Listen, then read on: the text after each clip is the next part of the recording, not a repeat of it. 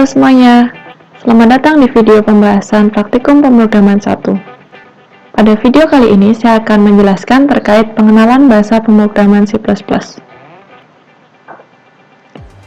Kita akan mendiskusikan beberapa topik terkait yang pertama, pengenalan bahasa pemrograman C++, kedua terkait tipe data dasar, selanjutnya kita akan membahas terkait beberapa operator, kemudian dilanjutkan dengan pembahasan bagaimana menggunakan input dan output pada C++, dan yang terakhir, saya akan menunjukkan bagaimana menyelesaikan suatu kasus menggunakan bahasa pemrograman C++.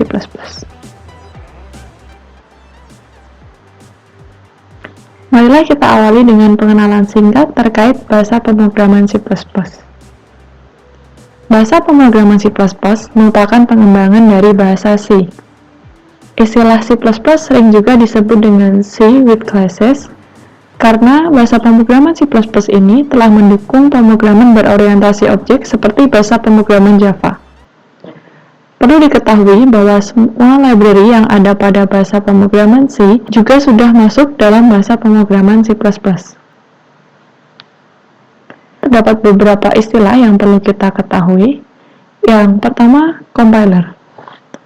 Compiler merupakan perangkat lunak atau software yang digunakan untuk mengubah suatu kode program atau source code menjadi bahasa mesin atau binary file agar dapat dieksekusi oleh komputer. Program akan berhasil dikompil jika program tersebut tidak mengandung kesalahan secara kaidah sama sekali atau tidak ada syntax error. Contoh compiler C atau C++ yang populer adalah MinGW atau Minimalist GNU for Windows dan GCC atau GNU Compiler Collection. Biasanya compiler ini telah dikemas atau dibundle bersama dengan software IDE. Software IDE atau Integrated Development Environment merupakan integrated worksheet dengan salah satu fasilitasnya termasuk compiler untuk pembuatan dan pengembangan suatu program. Software IDE C++ yang cukup populer dan bersifat open source atau tidak berbayar, di antaranya adalah Codeblock, Dev C++, dan Sublime. Bahasa pemrograman C++ merupakan bahasa pemrograman yang bersifat case sensitive. Artinya, bahasa pemrograman ini membedakan huruf besar dan huruf kecil. Misalnya jika kita menuliskan printf dan printf dengan uppercase, maka bahasa C++ akan menganggap kedua tulisan ini termasuk berbeda maknanya. Dalam praktikum bahasa pemrograman C++ kali ini, kita akan menggunakan Dev C++ yang merupakan software IDE sekaligus compiler yang bersifat open source. Adapun ada beberapa bagian yang mendukung dalam pembuatan suatu program yang dibuat dengan bahasa pemrograman C++. Antara lain yang pertama adalah komentar. Komentar merupakan bagian kode program yang tidak dieksekusi oleh compiler. Komentar dianggap penting untuk memperjelas program agar lebih mudah dimengerti dan memberikan informasi-informasi dari bagian-bagian tertentu kode program yang telah dibuat. Yang kedua adalah identifier. Identifier merupakan nama yang diberikan oleh programmer atau orang yang membuat program. Penamaan suatu identifier dapat digunakan pada nama program, nama fungsi, atau objek-objek lain yang terlibat dalam bahasa pemrograman, seperti nama variabel, nama konstansa, yang nanti akan kita bahas secara lebih detail. Yang ketiga adalah keyword atau kata kunci. Keyword merupakan kata-kata tertentu yang mengandung arti khusus yang terdapat dalam bahasa pemrograman. Dalam bahasa pemrograman C++, yang termasuk dalam keyword misalnya class, delete, find, inline, new, operator, private, protected, public, template, this, virtual, dan lain sebagainya. Kata-kata yang dianggap sebagai keyword menurut standar suatu bahasa pemrograman tidak boleh dipakai sebagai nama identifier. Selanjutnya terkait dengan library function. Library function merupakan pustaka atau library yang berisi fungsi-fungsi yang telah disediakan oleh bahasa C++ dalam file header atau file library. Misalnya salah satu fungsi library yaitu cout disimpan pada file header IOStream dan digunakan untuk mencetak atau menampilkan tampilan ke layar monitor. Fungsi-fungsi bawaan dari header lain dapat digunakan asalkan kita mencantumkan header di bagian awal code yang telah kita buat. Berikut ini merupakan contoh struktur program C++. Dapat dilihat pada program ini, baris pertama merupakan komentar yang diawali dengan dua buah tanda miring atau diapit dengan tanda garis miring bintang garis miring seperti pada baris ke-6.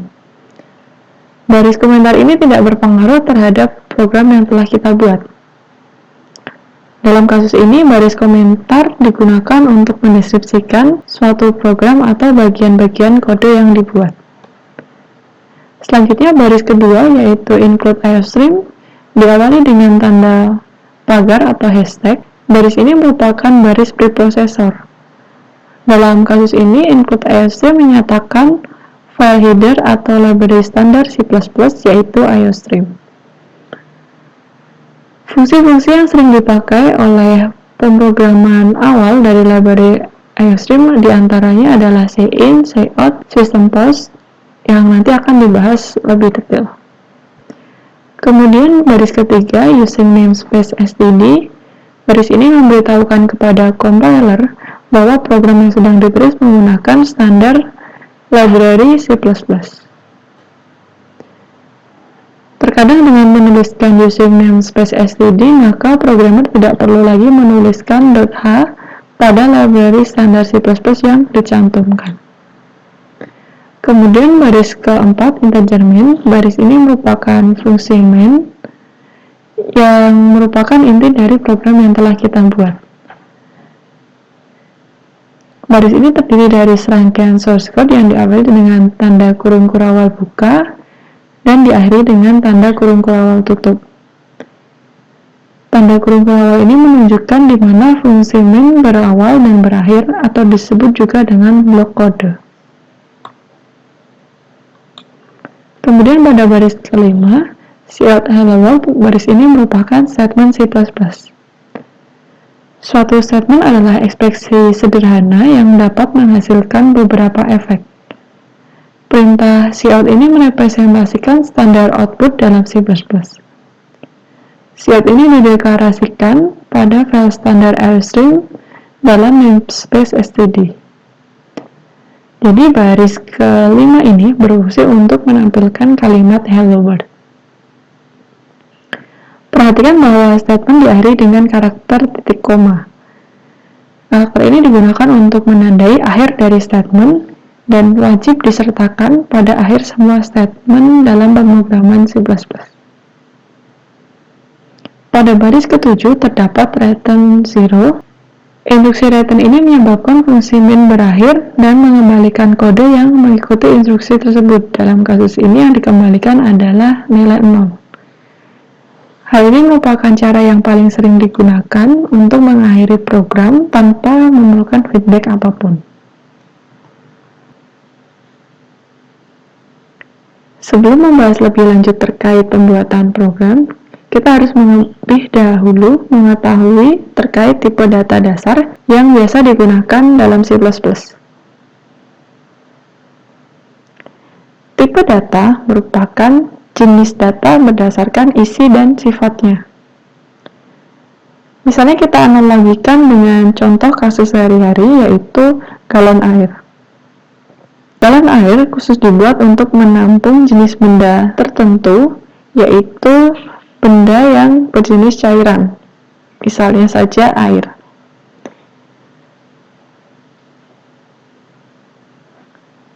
Adapun jenis-jenis tipe data pada bahasa pemrograman C++ antara lain yang pertama adalah integer. Integer merupakan tipe bilangan bulat dan di C++ biasa juga disebut dengan integer. Kemudian terdapat beberapa tipe lain seperti short dan long. Yang membedakan antara integer short dan long adalah jangkauan dari bilangannya. Kemudian yang kedua adalah tipe data real. Tipe data real ini menyatakan bilangan yang membutuhkan ketelitian dengan adanya nilai di belakang koma. Pada C++ kita bisa menggunakan double, single, atau float. Kemudian tipe data yang ketiga adalah char. Tipe data ini digunakan untuk menyimpan sebuah karakter. Selanjutnya, tipe data string. String merupakan tipe data yang berisi kumpulan karakter, jadi bisa memuat satu atau lebih karakter yang berada di dalam dua buah tanda petik 2. Kemudian yang terakhir adalah boolean. Tipe data ini digunakan untuk menyatakan pernyataan benar atau true, atau pernyataan salah atau false. Berikut ini merupakan jangkauan tipe data dasar. Dapat lihat di sini terdapat beberapa tipe data yang berbeda-beda, baik dari nilai jangkauan, kemudian jumlah digit presesinya. Kita bisa memilih tipe data dasar berdasarkan jangkauan atau range kebutuhan nilai yang akan kita simpan.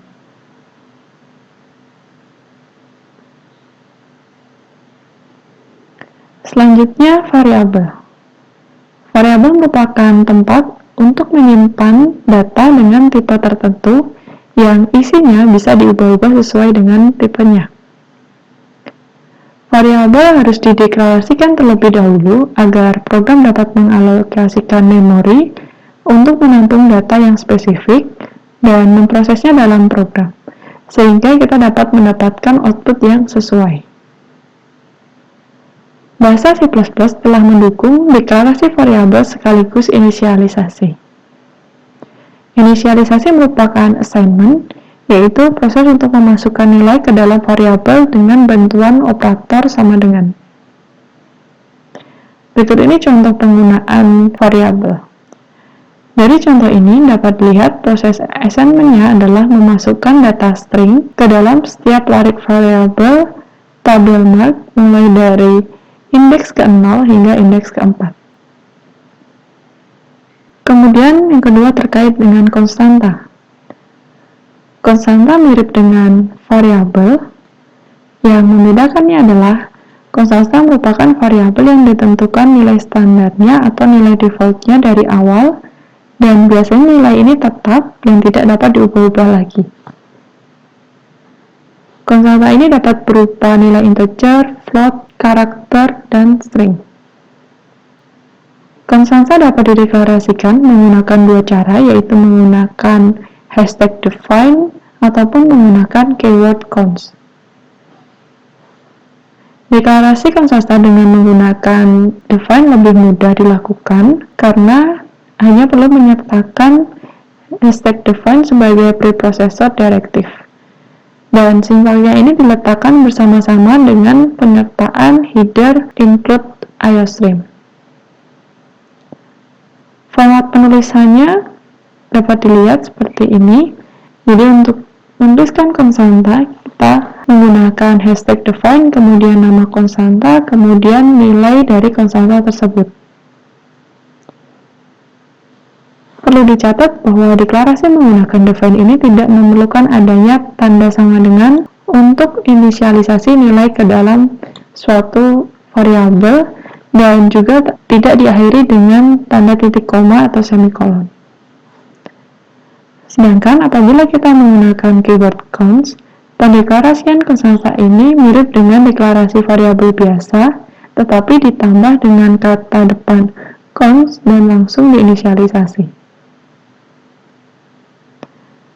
Pada contoh terakhir, deklarasi dari konstanta zip tidak menggunakan tipe data. Apabila kita tidak mencantumkan tipe data, maka compiler akan secara otomatis memasukkannya ke dalam tipe data integer. Berikut ini merupakan contoh penggunaan tipe data dasar pada program penjumlahan dua buah bilangan bulat. Dapat dilihat pada cuplikan kode ini bahwa program diawali dengan header include iostream, kemudian using namespace std, selanjutnya akan masuk ke fungsi main yaitu integer main. Kemudian langkah pertama yang dilakukan adalah deklarasi variabel. Variabel-variabel yang digunakan untuk proses penjumlahan dua buah bilangan yaitu A dan B. Kemudian karena dua bilangan yang diproses ini merupakan bilangan bulat, maka tipe data yang digunakan pada variabel A dan B adalah integer. Pada deklarasi kita juga perlu mendeklarasikan variabel hasil untuk menyimpan hasil dari penjumlahan. Kemudian langkah kedua adalah inisialisasi. Inisialisasi ini dilakukan dengan memberikan nilai awal pada kedua variabel A dan B yang akan digunakan. Di sini nilai A diisi dengan 5 dan nilai B diisi dengan 2. Kemudian langkah ketiga yaitu proses. Pada langkah ini proses menjumlahkan dua buah bilangan dengan rumus hasil sama dengan A plus B. Langkah yang terakhir yaitu finalisasi. Finalisasi ini merupakan tahapan untuk mengakhiri program, meliputi tampilan hasil ke output device atau layar, dan return 0. Return 0 ini digunakan untuk mengakhiri dan mengembalikan nilai. Karena program kita menggunakan integer main pada fungsi mainnya, maka perlu adanya nilai pengembalian. Untuk itu kita gunakan return 0 agar dapat memberhentikan program yang telah kita buat.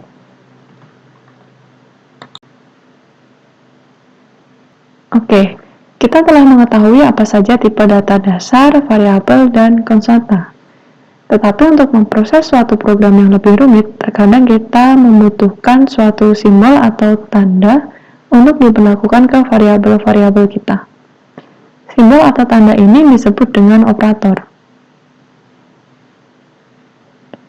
Operator merupakan simbol atau tanda yang apabila diletakkan pada dua buah operan dapat menghasilkan suatu hasil. Terdapat beberapa jenis operator, di antaranya yang pertama adalah operator aritmatika. Operator aritmatika ini dapat digunakan untuk proses penjumlahan, pengurangan, perkalian, pembagian, sisa pembagian atau modulo, dan negasi. Untuk operator persen digunakan untuk mendapatkan sisa modulo atau mencari sisa pembagian antara dua buah bilangan. Misal 9 modulo 2 maka hasilnya akan 1, 9 modulo 3 maka hasilnya akan 0. Kemudian operator minus dapat juga digunakan sebagai operator negasi. Dan operator ini disebut dengan unary operator karena hanya membutuhkan satu buah operan saja. Kemudian selanjutnya operator relasi. Operator relasi ini digunakan untuk menyatakan hubungan dua buah operan. Misal dalam contoh di tabel ini, operator dapat digunakan untuk mendeskripsikan apakah A sama dengan B, kemudian apakah A tidak sama dengan B, apakah A lebih besar dari B, apakah A lebih kecil dari B, apakah A lebih dari atau sama dengan B, dan seterusnya. Selanjutnya operator increment dan decrement. Operator ini digunakan untuk melakukan penambahan atau pengurangan secara bertahap. Operator increment dinyatakan dengan plus-plus dan decrement dinyatakan dengan minus-minus. Apabila kita menggunakan operator increment plus-plus, maka kita akan menambahkan A dengan bilangan 1. Kemudian apabila kita menggunakan B minus-minus, maka kita akan mengurangi nilai B dengan nilai 1. Operator selanjutnya adalah operator bitwise. Operator ini digunakan untuk beberapa hal, diantaranya left shift, right shift, kemudian bitwise AND, bitwise OR, bitwise XOR, dan bitwise NOT. Selanjutnya terdapat operator logika. Operator logika ini sering dipakai dalam kondisi percabangan atau kondisi perulangan. Contoh operator yang dapat digunakan adalah operator NN, ini untuk logika N, kemudian logika OR, dan juga kita bisa menggunakan tanda seru untuk logika NOT. Berikut ini merupakan contoh penggunaan operator logika pada suatu kondisi percabangan dan perulangan. Baris pertama merupakan contoh penggunaan operator logika pada kondisi percabangan, dan baris kedua merupakan contoh penggunaan operator logika pada kondisi perulangan. Perlu diketahui bahwa operator assignment tidak boleh digunakan pada kondisi percabangan ataupun perulangan. Di sini contohnya, pada baris pertama, apabila kita menggunakan operator assignment untuk menyatakan if, ini adalah salah yang tepat. Sedangkan apabila kita menggunakan operator logika untuk kondisi percabangan, di sini penulisannya benar. Jadi, apabila kita mau menggunakan kondisi percabangan, kita dapat menggunakan operator logika. Kemudian, selanjutnya terkait dengan operator kondisi. Operator kondisi ini ditandai dengan notasi tanda tanya dan digunakan untuk memperoleh nilai dari dua kemungkinan yang ada. Nah, ini contohnya, ada ungkapan 1, tanda tanya, ungkapan 2, kemudian titik 2, ungkapan 3. Apabila nilai ungkapan 1 benar, maka nilainya akan sama dengan ungkapan 2, yaitu yang bernilai true. Kemudian apabila nilai ungkapan 1 ini salah, maka nilainya akan sama dengan ungkapan 3. Oke, selanjutnya saya akan membahas bagaimana langkah-langkah mengimplementasikan program dengan menggunakan masukan input tertentu dan kemudian menampilkan output dari hasil yang diharapkan pada contoh kasus tertentu. Operasi pada input dilakukan untuk membaca data atau nilai yang akan diproses. Nilai dari suatu variabel dapat ditentukan di dalam program atau dimasukkan oleh user dari keyboard dengan menggunakan fungsi yang telah ada pada library bahasa pemrograman C++. Kemudian berbeda dengan operasi pada input, operasi pada output dilakukan untuk mengirimkan atau menampilkan data atau nilai ke output device tertentu, misalnya printer atau layar monitor. Contoh dari operasi output yaitu menampilkan kalimat ke layar, kemudian menampilkan nilai dari suatu variabel, menampilkan hasil suatu perhitungan atau solusi ke monitor dengan menggunakan library yang ada pada bahasa pemrograman C++ yaitu cout. Dalam library IOStream C++, standar operasi input dan output untuk pemrograman menggunakan dua data stream, yaitu cin untuk input dan cout untuk output. Selanjutnya, saya akan menunjukkan contoh operasi input. Standar input atau cin menggunakan operator overloaded extraction pada cin stream. Contoh penggunaan cin dapat dilihat pada gambar berikut. Jadi cin kemudian overloaded extraction operator, kemudian diikuti dengan nama variabelnya. Contoh ini menunggu input dari cin yaitu keyboard untuk disimpan di variabel umur. Perintah cin ini akan memproses input dari keyboard sekali saja dan tombol enter harus ditekan. Cin juga dapat digunakan untuk lebih dari satu input dengan perintah seperti berikut. Cin kemudian overloaded extraction, kemudian A, kemudian overloaded extraction B.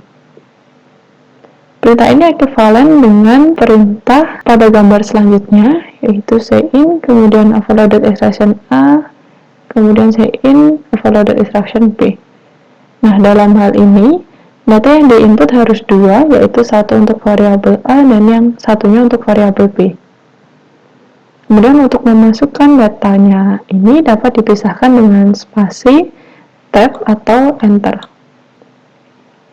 Selanjutnya terkait contoh operasi pada output. Standard output atau cout menggunakan operator overloaded extraction yang dikenal sebagai insertion operation. Berikut contohnya untuk mencetak kalimat keluaran. Pada baris pertama akan mencetak kalimat keluaran, kemudian baris kedua akan mencetak angka 120, kemudian pada baris ketiga akan mencetak isi variabel X pada layar. Perlu diingat bahwa untuk mencetak data dalam bentuk string, maka harus diapit dengan tanda kutip ganda sehingga dapat membedakannya dengan variabel. Nah, seperti contoh berikut, yang pertama akan mencetak kalimat keluaran yaitu hello pada layar, sedangkan yang kedua akan mencetak isi dari variabel hello. Operator insertion ini juga dapat digunakan lebih dari satu kali dalam suatu kalimat yang sama seperti cin tadi. Nah, manfaat dari pengulangan penggunaan operator insertion ini adalah untuk menampilkan kombinasi dari satu variabel dan konstanta atau lebih. Misalnya pada contoh berikut, hello umurku, kemudian mencetak variabel umur, kemudian cetak string tahun dan aku angkatan, kemudian mencetak variabel angkatan. Misal pada contoh berikut, variabel umur diisi dengan angka 18 dan variabel angkatan diisi dengan 2012, maka output yang ditampilkan akan seperti ini. Hello, umurku 18 tahun dan aku angkatan 2012. Selanjutnya untuk membuat karakter bulan atau enter, kita dapat menggunakan dua cara, yaitu dengan menggunakan \n atau nr. Berikut ini merupakan contoh implementasi dari operasi input-output, yaitu program yang digunakan untuk menerima input dari mahasiswa yang berupa name, nama, umur, alamat, dan nilai name, kemudian menampilkan data diri tersebut ke layar monitor. Berikut merupakan contoh source code-nya. Jadi program diawali dengan include iostream, kemudian using namespace std, kemudian masuk ke fungsi main. Langkah pertama adalah mendeklarasikan variabel-variabel yang dipakai beserta tipe datanya. Variabel-variabel yang digunakan untuk proses ini adalah variabel name, nama, dan alamat, yang masing-masing variabel ini bertipe data char, yang membedakannya adalah ukuran dari tiap variabel ini. Kemudian variabel umur bertipe integer, kemudian variabel name bertipe float karena terdiri dari angka yang memerlukan ketelitian di belakang koma. Selanjutnya langkah kedua adalah inisialisasi. Karena program ini menerima input langsung dari user, maka kita tidak perlu memberikan inisialisasi awal. Inisialisasi nilainya dapat didapatkan dari input user. Kemudian langkah selanjutnya adalah proses.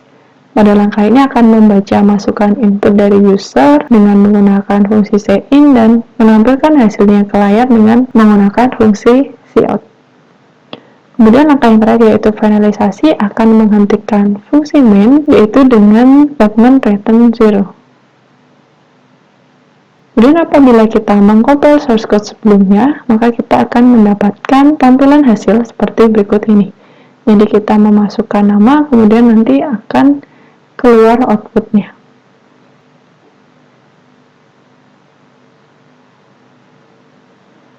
Oke, cukup sekian untuk pembahasan terkait pengenalan bahasa pemrograman C++. Selanjutnya saya akan mendemokan tutorial bagaimana membuat program dengan bahasa C++ menggunakan suatu software untuk contoh kasus tertentu.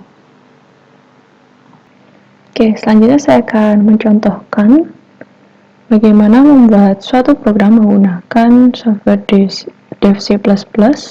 Nah, yang pertama kita harus terlebih dahulu membuat file baru dengan file, kemudian new, kemudian source file, atau bisa juga dengan Ctrl+N.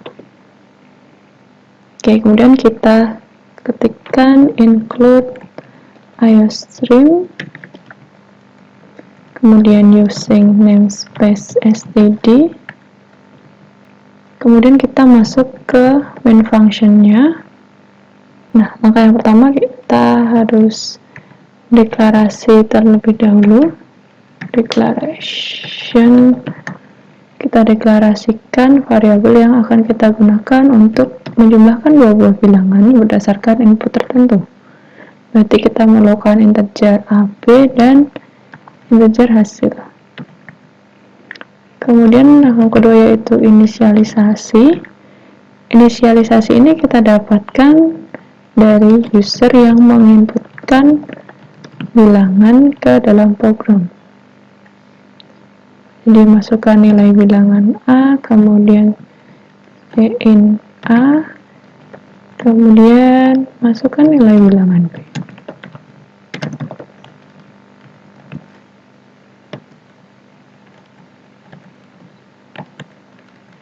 Kemudian in B. Oke, selanjutnya di tahap yang ketiga yaitu proses. Di sini proses penjumlahan berarti hasil sama dengan A plus B. Kemudian yang terakhir adalah finalisasi. Finalisasi ini akan menampilkan hasil dari perhitungan. Jadi hasil penjumlahan bilangan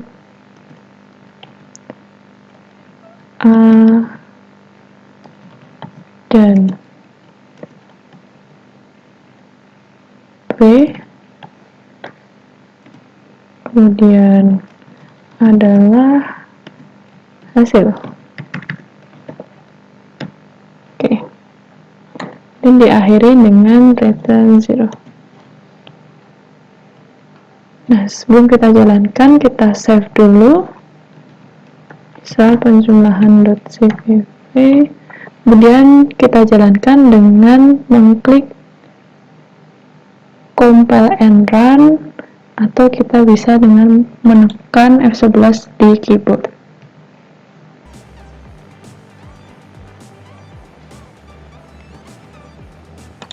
Jadi hasil tampilannya akan seperti ini. Masukkan nilai bilangan A, misal 10, kemudian bilangan B. Nah, kemudian akan keluar output hasil penjumlahan bilangan 10 dan 7 adalah 17. Oke, ini cara bagaimana membuat program penjumlahan dengan menggunakan input dari user, dan kita menggunakan Dev C++ untuk softwarenya. Oke, sekian untuk video pembahasan terkait pengenalan bahasa pemrograman C++. Terima kasih sudah menonton video ini dan sampai jumpa di video selanjutnya. See you!